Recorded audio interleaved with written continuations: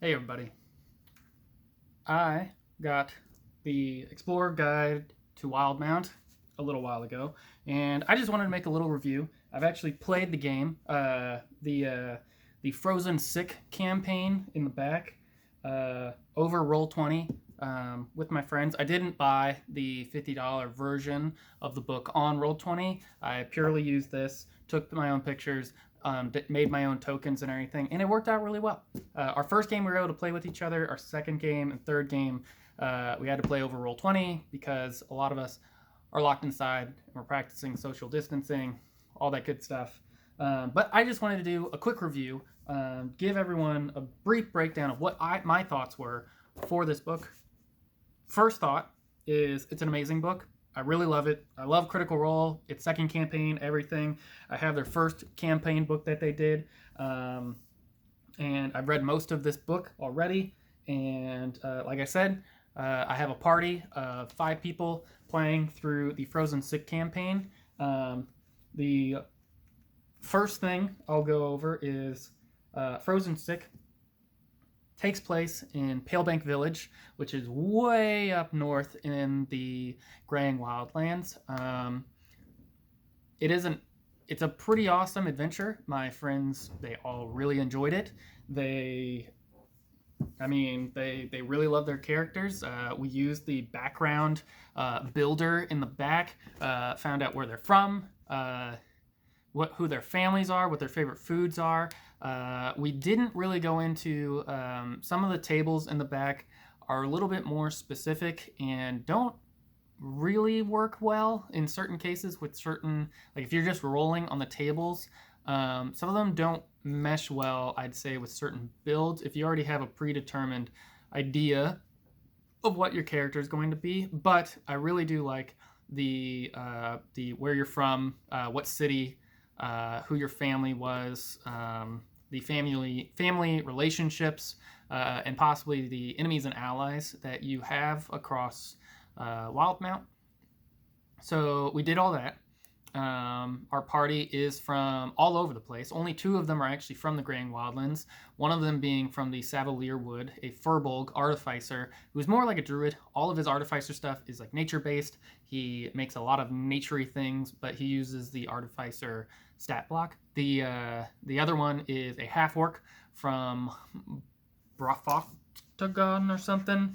It's one of the, Boroftikra, a half-orc village, town that's in the mountains. That they kind of roam all across the Graying Wildlands, hunting, gathering, challenging themselves. They worship the Storm Lord primarily. So we have a half-orc barbarian who found himself in Palebank Village because he was selling some of his hunted meat. Probably hunted a saber cat and came to town to sell it off. The another group we had, and this is like to give you an idea of if your characters don't want to be from Palebank Village or from the Graying Wildlands. We did have people like that in our campaign. So we had Esteban Suarez, who was a noble. He had the class Rogue, though he specifically only uses pretty much a short bow. He uses distance, ranged attacks, and the reason being that he said that he trained as a noble in archery, so he's fairly good at it, but he didn't want to focus on sneak attack. He didn't want to focus on being the heavy damage dealer, the sneaking around rogue. He wanted to focus more on the social aspect of it, the being good at charisma and intelligent. So he planned on going Inquisitive Rogue, and that was how he built, more focusing on the noble aspect of his character rather than the class aspect. And he was from Rexingtrim, and we did the family build out and like his enemies and allies. And through that, we found out that the basically had a slight, like he's like the youngest child in this noble family, and so basically no one cares about him. He has like a friendly relationship with one of his brothers who is a rival of his, and we kind of like worked that out. And he said that and this is going to be hilarious if they ever come to it, that him and his rival are going to, they'd always challenge each other on picking up the most affluent women of Rexentrim. So that was their rivalry. So if they ever go there, and if he ever meets his brother again, that may start up again. So that's going to be fun. The other two that weren't from the Graying Wildlands were a Dragonborn Ravenite from the book, who fought in the Dwendalian Empire, and a Drow wizard who is playing a Graviturgist, and she fought for the Kryn Dynasty and was an acolyte there, and worships the Luxon. And their story was based off of, we got down to the story of Saga, if you ever read that comic.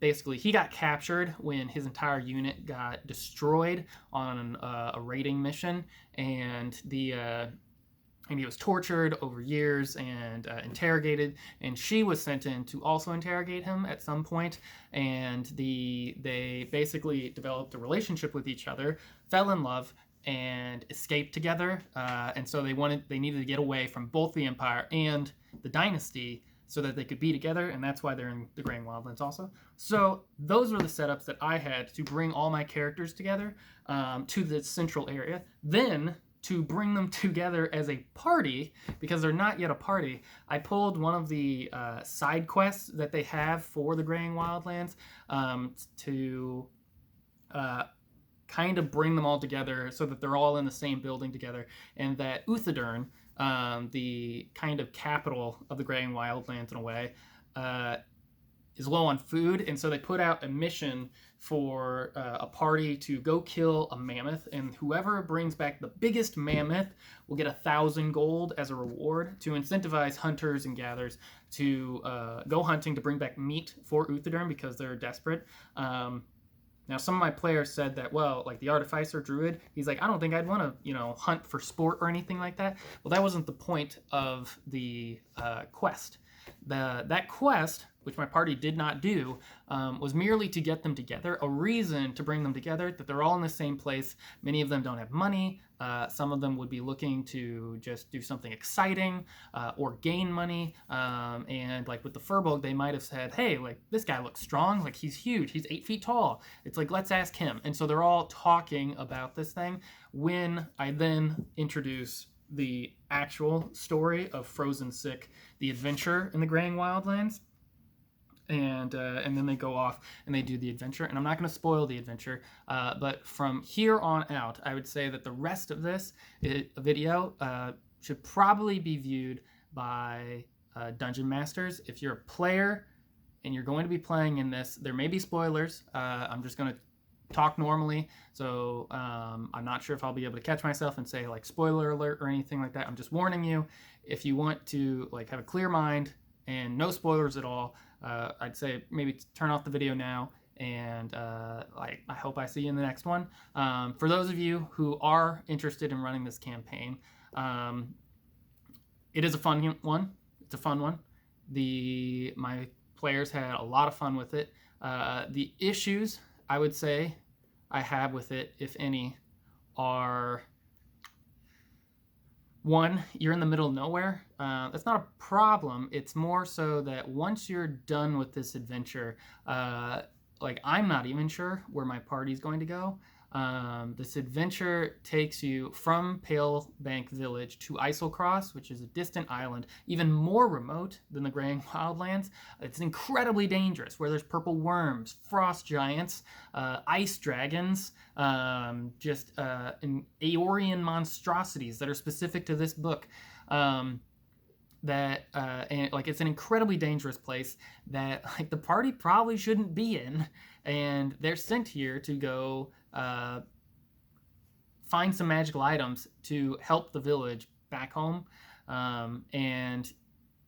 Because Aeor, the flying city that fought the gods way back when, was discovered somewhat recently to have crashed into Islecross, which is why explorers are going there to uncover some of these ancient runes. So the party gets there. I'll also say that, if I'm not mistaken, another issue I had with this was in traveling So one, you travel to Isocross by boat. I threw in a storm. I threw in like a dream sequence with someone who worshipped the Storm Lord. I threw in another sequence to one of the lesser gods that was like, if you read the book, you'll understand, I think.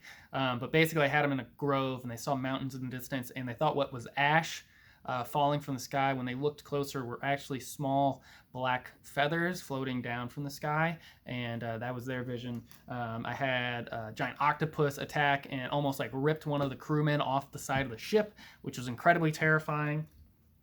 But as for once you get to Islecross, you're in a town. It's fun. You can create all these crazy, cool adventurers, because the town is primarily made up of explorers, like hardened adventurers that are probably a few levels higher, if that, or even more than the players themselves.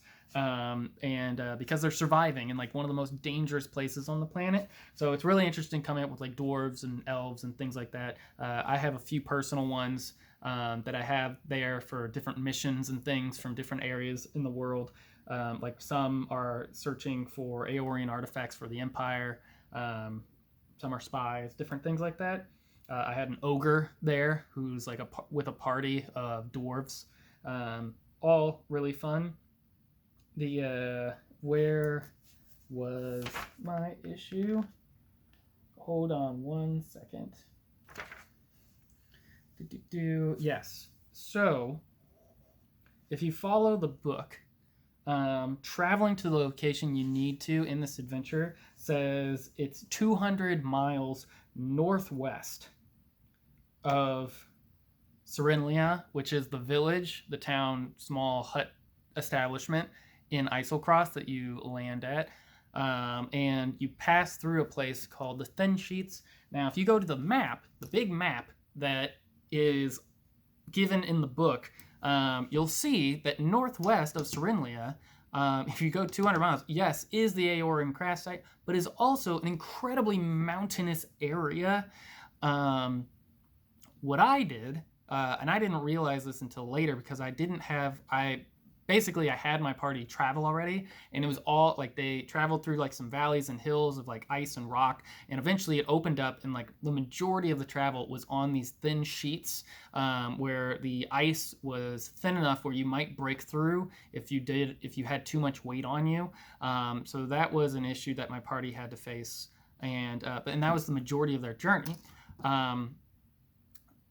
I then learned that it was northwest and there were the mountains there, and I didn't have them travel through the mountains. That would have been a completely different adventure. And then they get to the ice sheets. You can do that. I'd say it'd be incredibly, like, if you do that, that's incredibly harder, because now they have to prepare not only for the long journey, but to climb and scale mountains, and then also be able to get across these ice sheets with virtually minimal gear on. So what I did instead is I had it go southwest, which is basically just open plains on the map, and I thought that worked better. And for the party, it was still incredibly terrifying. Like, they got to the thin ice, and like I said, one of my party is a Furbolg. He weighs over 300 pounds. Thin ice at its maximum can hold up to 300 pounds. I, as a DM, set the DC basically at 300 pounds. You're supposed to roll 3d10. I didn't want to do that. I felt it was unnecessary, and they already had really big characters on the group. So 300 pounds, I thought, was easy enough to that still restricts them a heck of a lot. Luckily, they were able to figure their way through it. They basically had bought a small rowboat from Serenlia, and they also bought a small sled, hoping that they could distribute their weight using these two objects to get across. They put the Furbolg and a bunch of their items in the boat, and ended up tying off to two of their other members, the Barbarian and the Paladin, and having them pull the boat with the Furbolg in it, which kind of just broke through the ice behind them. It was incredibly fun. I'd also say, remember the thin ice during encounters. I had them encounter zombies out on the ice, which it was only 3 zombies. They like killed one before it even got to them. But it was also an incredibly awesome encounter for them, because when a zombie came up to one of them and attacked, their weight collectively broke through the ice. And so now they're fighting underwater, and the people up top are trying to either get them out or attack the zombie, and it's undercover, or they're trying to pull them out, and accidentally they get too close to each other as they're trying to help pull them out, and then they break through the ice. So it was an incredibly exciting encounter. It is also very interesting in that for the thin ice, the encounters, you have to come up, I would say, with either aquatic animals for them to fight, flying animals for them to fight, or animals that weigh less than 300 pounds for them to fight, which is basically humanoids, and that fit in this frozen wasteland. So I terrified them the heck out of it by saying there's eruptions of snow and ice in the distance. One of them that had a high enough perception saw a flash of purple, and he's like, oh shoot, do I know what this is? And he rolled for it, a nature check, and I'm like, well, you do know there's purple worms out here. And he's like, we gotta go. So that was they're just incredibly terrified. I had a great, not an ancient, but an adult white dragon fly overhead at one point. I had them discover a 50-pound egg, though it looked like a boulder on the ice where there's nothing else. And they're like, what is this thing? And they look at it, they check it out, and they just think they're like, what is it? They actually pass it, and nothing happens. And they're like, well, now I'm curious what it is. And so they come back and they investigate it further. And one of them, and I say, one of them finds out that it kind of looks like an egg. And he's like, do I know what kind? And I said, well, you know of two animals in Isocross that lay eggs, remoras and white dragons. And so he's like, we're leaving this thing and we're going. So I thought that was interesting because I kind of wanted them to take it. It hatched if they kept it cold and stuff. It has rules for all of that. But it'd be another 50 pounds for them to take on the journey. And that can be dangerous in the frost sheets. After that, the little dungeon they have at the end is really interesting. I do think it should, as a DM, you should probably fill it out a little bit more. Give a little bit more flavor. Allow... because it's supposed to be a center of research and everything, and most of the people inside were magicians and mages and alchemists. So maybe throw in a alchemical formula, or choose a different set of spells. There's a couple spell scrolls that you find in the dungeon. Maybe swap those out. That's what I did. I think they were 2 spell scrolls of detect magic. I'm like, that's boring. I have a wizard. She already knows detect magic. Most wizards do. And so I was like, all right. I picked Magic Missile and Find Familiar. She may have already had Magic Missile, but I'm pretty sure she didn't have Find Familiar. And even if she did, I believe one of our other players could use those scrolls as well. But they completed their mission. They got to level 3. They're going to travel back to Serenlia. And it's at that point where the adventure basically ends. They get a few gold, and they're in Serenlia, and they're left with a choice. And this is where the other dilemma for me as a DM, and maybe you as a DM, if you're running this adventure, will come into, is where do they go next? Because at this point, they've adventured, they've traveled. The idea is hopefully that they've bonded and they think that they can do more together than they can alone. But you're in the middle of nowhere. The first likely thing they might do is explore Isocross, maybe some of the Aeorian ruins. Again, an incredibly dangerous venture. You're welcome to it, but as a DM, you might want to stress that to your players, because I don't plan on holding any punches if they go exploring dangerous ruins and of an ancient, mechanically advanced city. They could also travel back to Palebank Village and do some quests there, and possibly then go to Uthadurn. They could sail. I was going to have them possibly sail over to Balin Post, which is another small post set up by the Empire on Isocross, and maybe do some adventuring there, or go to Icehaven, which is back in the Dwendalian Empire, which is more of a main city and might give them more options. So that was I'd say another issue I had with this particular adventure. And it's no fault of the adventure itself. It's more on, especially with me doing Roll20, like I got to prepare the maps ahead of time, and not being able to know where the party's going, because it's so desolate there, and there are like the options, like there are a lot of there, I wouldn't say a lot of options, but there's enough options to be like, all right, I don't know immediately where my party's going.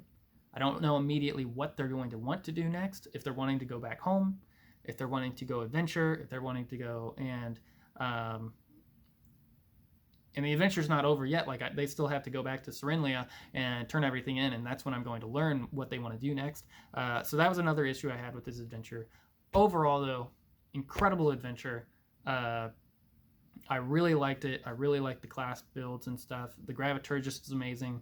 The new spells are awesome. The way it's worded, the actual book itself, all the different areas and everything are great, fantastic. I'm trying to pull in and this was another thing. I was trying to find basically a price guide. Like I started watching the Pumat Soul episode again to get an idea of what like magic items cost and stuff.